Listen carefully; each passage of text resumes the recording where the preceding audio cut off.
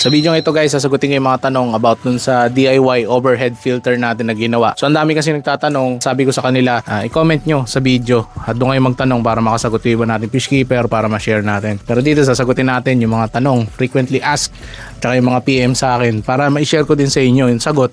Tapos ito na rin yung video na isa-send ko dun sa mga susunod na magtatanong. So ang mga topic na pag-uusapan natin ay kung paano pa pag gumagana to, bakit ba ganito yung design nito, tsaka kung ano ba yung pros and cons ng ganitong design sa filtration, lalo na kung kayo ay magpo-farm ng balon mollies. Unahin muna natin, papakita ko sa inyo kung ano yung sistema natin. So ito guys, yung DIY overhead filtration natin na ginawa gamit lang yung plant pot, tapos PVC fittings, tapos ayan, mga pumice stones at saka lava rings.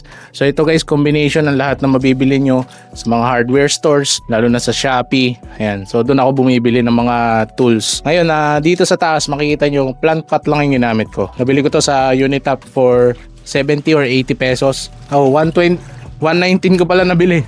Nakalagay doon sa sa tag, 119 pala yan. Kahit ano naman pwede nyo gamitin. Actually, pinagtyagaan ko lang to kasi ang pangit dito sa plant pot na to, may taper siya, tapos may design. So pangit to kapag kakabitan nyo ng fittings kasi may ulbok-ulbok siya eh. What's up mga boss? So shoutout muna tayo. Ayan, di mawawala yan. So kay CJ Menres, kay CJ Balloons, ayan siya yun. Sa Nels Hobby. Ayan, shoutout sa iyo Lods. Lagi ka nag-comment. So maraming salamat and God bless to your hobby.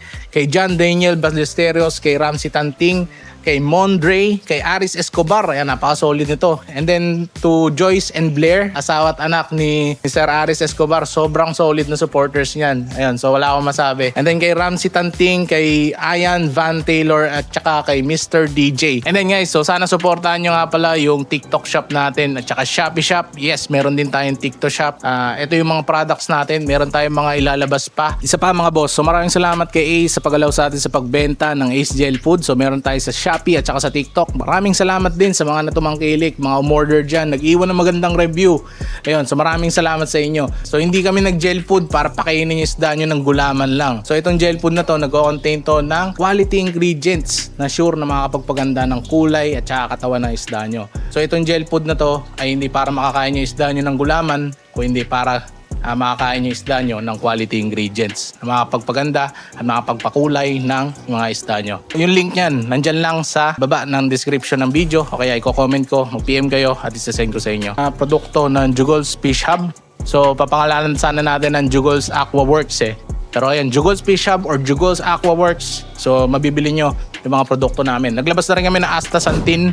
Ayan, so una lang yun. Hindi ko nalalagyan ng branding kasi yun lang naman yun eh, Astaxanthin. Pure high quality premium grade na powder na Astaxanthin. So explain ko sa mga susunod na video kung para saan yun. And then yung mga susunod natin products, makikita nyo yun sa Shopee at saka sa TikTok. Pakiabangan na lang. So yun lang po. Maraming salamat ngayon pa lang and tuloy na tayo sa susunod na video. Tapos pumice stones. Alam niyo yung pumice stones guys? Yung bato na ginagamit sa pagkikip ng cactus. Ayan, so yun lang yun. And then doon makikita nyo meron tayo dong activated carbon. Yung roll na mga ginamit natin tools dito, papaliwanag natin mamaya. Tapos dito sa taas guys, ito lang yung main mechanical filter natin. So explain ko rin kung bakit yan nakaganyan. So yung mga link ng mga ginamit ko dito ng mga fittings, makikita nyo dyan sa description ng video. Tatry ko din mag-include ng mga gamit dito. Tapos sa ilalim, meron akong 1,000 liters per hour na pump. So yun guys, masyadong malakas yun para sa gantong setup. Kaya ginamitan ko nito. Which i-explain natin mamaya kung para saan to. Tsaka kung bakit nagwo-work to sa sistema ko. Yung nga pala isa sa mga tatandaan nyo guys, maaaring hindi mag-work yung katulad nung sistema ko sa sistema nyo. So depende yun sa kung paano gumagana yung system nyo na gusto. Ayan, katulad nito, iba to, di ba? Ayan, iba tong setup na to.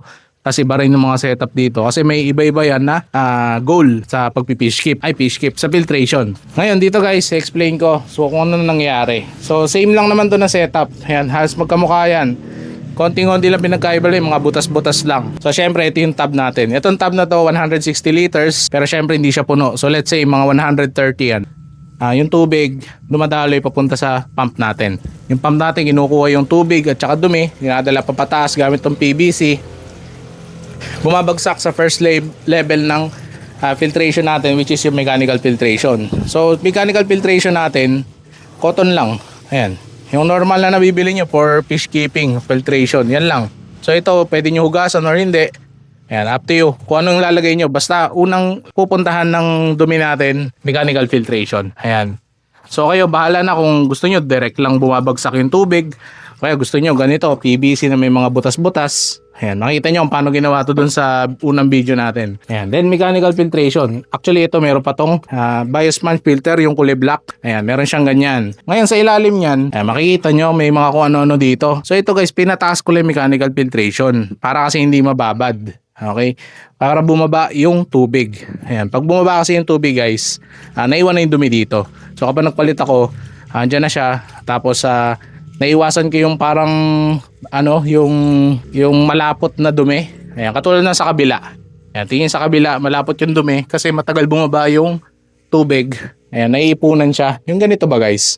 Ayan, ayoko kasi nung may ganyan. Pero arte-arte lang naman yan eh. Ayan, so pareho to guys, meron lang siya spacer sa ilalim para dumaloy. Ngayon, bakit ba tayo may canister sa taas? Ang gusto kasi natin guys, bumaba yung tubig. Yung dumi may iwan sa taas, tapos bababa yung tubig. Ngayon, kaya may mga butas yan sa gilid para dito dadaan yung tubig.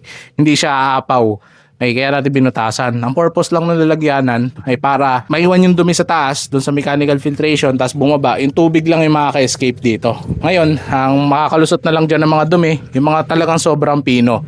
Ayan, pinakita ko sa inyo hindi talaga ako naglinis guys para makita nyo yung duming natitira. So ito guys, yung mga dumi na yan, sobrang tagal bago mabuo nyan. Ayan, tingnan, nakita nyo malinaw sa taas, di ba? Yung dumi na nasa ilalim nito guys, napakatagal bago ma-accumulate nyan. Simula nung ginawa ko to guys, parang 6 months na yata yun. Isang beses ko pa lang to nilinis. Tapos ang ginawa ko lang, nagsuot lang ako dito ng ng yung panghigop ng dumi, ng siphon. Tapos yun ayun. Tapos di ko ginulo yan. Yan, kasi sa ilalim niya may mga dumi pa rin na pwede nyo i-siphon o pwede nyo i-reset. Actually naka-design to para mag-reset. Kaya lang sobrang tamad ko. Yan, tingnan nyo Yan, may butas kasi tong pot na to. So iniwan ko yan dyan para ako pag magre-reset, lalagyan ko lang ng dito, balde.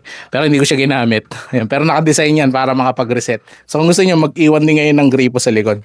Ayan, so yung natin, tubig natin pupunta sa ilalim, yung mini particles ng dumi, yun lang possible na makapunta dito. And then, dadaan siya dito sa ating mga lava rings. Alam niyo, typical lava rings. Tapos nakalagay lang siya sa net para organized. Kung lilinisin mo, pwede isa-isa, pwedeng hindi lahat. Para hindi maggambala yung biological filtration mo. Dito naman sa isa, ginamit ko pumice stones. Ayan, ganun lang din. Ngayon, aangatin ko to guys, magkakagulo yung dumi. So, dito ko lang siya aangatin kasi walang isda to. Pag dito ko siya sa may isda, kawawa na may isda kasi mag-spike yung parameters nila. Ayan, so dito, ang ating ko, so ito yung sinasabi kong pinong dumi. Ayan, so kaya nyo kailangan ng maintenance. Ayan, so pumice stones, good for biological filtration, pero syempre, kailangan pa rin ng maintenance. Pero, kapag tama yung volume ng filtration nyo, less maintenance na. Ayan. Di ba? Dudumi siya pag ginalaw mo. Kaya ako, ginagawa ko, nung nakaraan na naglinis ako, nagsuot lang ako ng siphon sa ilalim, tapos dumana siya. Ngayon, ang mga ginagamit sa biological filtration guys, yung mga gamit na nakakapag-house ng bacteria, beneficial bacteria. Bakit ba to guys? Kasi ito guys, malaki ang surface area, meaning marami siyang butas. So sa loob nito, makakatira pa din yung mga bacteria. Isipin nyo na lang to parang condominium. Maraming pwedeng taong tumira. Yung condominium yung bato, tapos yung mga tao yung mga bacteria. Merong activated carbon. Pero ito guys, parang tulong lang to Kahit ito wala kayo Ayan. So kung talagang na-overwhelm lang tong isdaan, lang siya gagamitin. Nilagyan ko lang ito kasi nung nagsacycle ako, baka ako hindi kayanin kasi sobrang daming isda ako nilagay dito guys nung umpisa. Kaya ako naglagay nito. Pero kung ngayon, pwede ko na siyang tanggalin talaga. Okay. So inuubos ko lang, sinasaturate ko lang yung activated carbon. Yung activated carbon guys, napupuno yan. So pwede nyo yung i-reset by heat. Ayan, pwede nyo lutuin, apuyan o ima-microwave yata. Hindi ko pa sinatry Ayan, para ma-reset. Pero ilang beses lang kasi nasa-saturate din siya. Ang biological filtration nyo, dudumi lang siya. Parang yan, dudumi. Pero pwede nyo linisin ulit. Ayan, lilinisin nyo lang. Pag nilinis nyo yan, doon lang sa tank water. Ayan, dito lang sa tubig na to. O kaya sa dechlorinated water. Pero the best yung tank water nyo na lang. Papalabas natin dito ay yung fittings. So yung fittings na to, lagi kong nilalagay sa description ng video. So halos lahat ng video ko guys, nandun yung link to buy yung fittings. Ito guys, DIY fittings to. Ayan, mas mura to. Tinuro ko yan doon sa una kong video nung paggawa nitong 160 liter setup. Ito guys ay male at female na coupling. Ayan, pinagsama ko lang. Ngayon, pwede nyo paubrahin yun.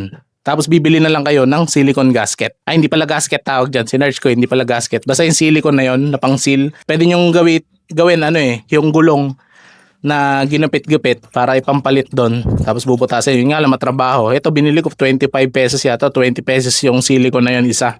Advantage niyan, sinabi ko na rin sa isa kong video, reusable siya. So in case ilipat ko to, magamit ko pa siya ulit. Di ko na kailangan bumili ng lahat ng yan. Bakit ba may ganito? Ba't may tubo? Okay. Una sa lahat, balon molly alaga natin. Hindi sila mahilig sa malakas na flow. So kapag ginanyan natin yan, pwede naman. Kaya lang medyo malakas yung bagsak ng tubig eh. Ito medyo mahina to guys kasi medyo barado na yung filter natin eh. Medyo mahina na. Pero nung una yan, eto, tingnan nyo. Mas malakas siya kaysa dito, di ba? Ayan. So nilagyan ko lang nito pampahina. Okay. Para hindi siya bumabagsak ng ganyang kalakas. Yan, ngayon itong pampahina. Ngayon naging lang siya, parang benefit lang na may pampahina tapos naitututo ko yung tubig. Kasi kung gusto kong palakasan yung flow, iikot siya ng malakas, di ba? Iikot yung tubig na gano'n. Ngayon kung ayaw ko ng malakas na flow, tututo ko lang siya sa baba. Ayan, ganyan lang yung bagsak niya, di ba? So hindi na stress yung mga molly natin. Pero sanayan lang yan guys. Pagka nasanay na isda nyo, syempre, lalo sa balon molly, sa gapi, okay na. Okay. Ganun lang kasimple guys yung explanation kung paano gumagana tong ganito natin na setup. Okay, so sa susunod guys, mag-comment lang kayo kung ano man yung mga hindi ko nasabi. Pero ganun lang ka-basic. Meron tayong mas advanced na mga filtration system katulad dito, yung sa drain. Actually hindi naman to advanced masyado eh. Talagang common sense lang to. Kasi ito yung medyo advanced, yung SLO o Solids Lifting Overflow. Yan, so ito yung mga ginagamit sa mga farm ng tilapia. Yan. Pero ito, napaka-effective niyan guys. Nakita nyo ba yung tubig? Kalang dumi oh. Hindi ko nililinis yan guys. Ang tanging maintenance lang yan ay ito, pa-flash lang yung tubig doon. So kung gusto niyo matutunan kung paano ginawa yan, meron tayong separate video. Ang pinakauna natin video dito sa series na to. Puntahan nyo para marami kayong matutunan. Please do like, subscribe, and comment. Tapos mag-ring na din kayo notification bell para masubaybayan yung mga susunod natin na upload na ganito yung quality. And tapos kung meron kayong mga gustong matutunan, siguro hindi ko rin alam, syempre magre-research ako tapos tuturo ko sa inyo. Okay? So yun lang. So maraming salamat guys sa panonood. And kung may katanungan kayo, i-comment nyo lang dyan sa baba at sasagutin natin sa susunod na video. So yun lang. Maraming salamat sa inyo.